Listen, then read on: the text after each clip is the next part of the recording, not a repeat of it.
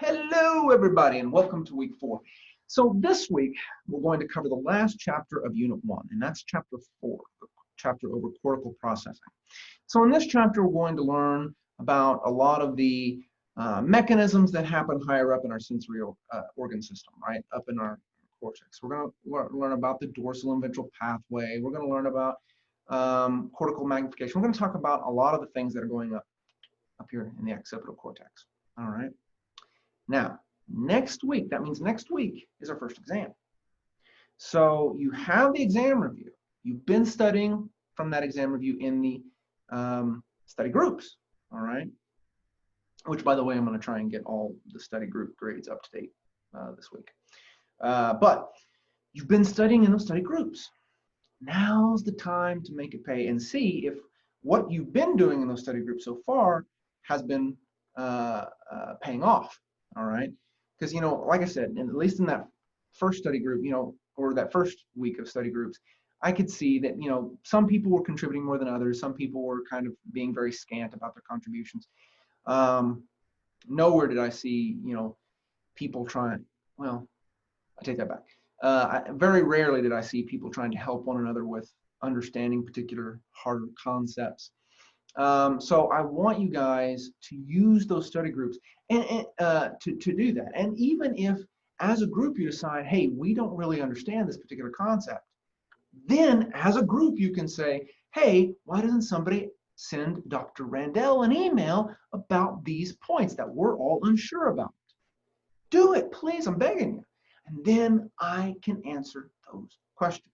So in that study group, you work together, figure out, hey, listen, we're not understanding points, insert numbers, right? None of us are seeming to understand it. Well, let's go ask Dr. Randell. And so you can compile an email as a group and send it to me. Some representative from the group can send it to me, and I can get back to you with some answers. All right? That's what I want these study groups to be. So you're getting ready for the exams, because the exams are not easy. All right? Plus, they're timed.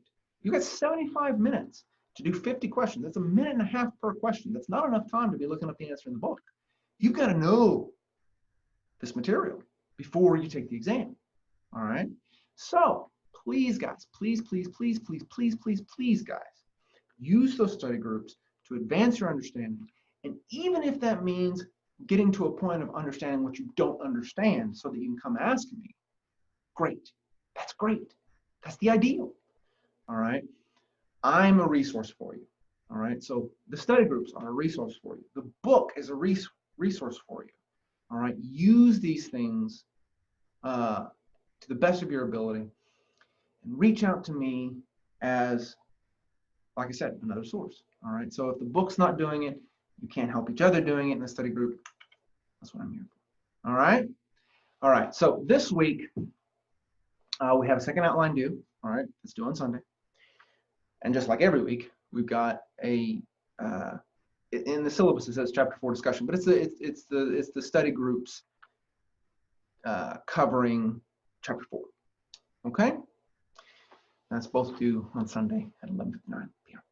All right, but next week we got that exam and we've got the lab report. Now I know that the exam and the lab report, first lab report, are next week. I understand that, but because it's next week and I want you to have as much time to work on the lab report as you can, this week, probably towards the end of the week, I will be posting a video where I go over the class results. Okay? I'll describe what all the numbers in the sheet that I'll be posting mean, and then you can reference that video while you're putting together your lab report. Okay? All right, guys, that is it for this week. As always, if you have any questions, please send them my way. If not, have a great one, and I'll see you later on. Bye, everybody.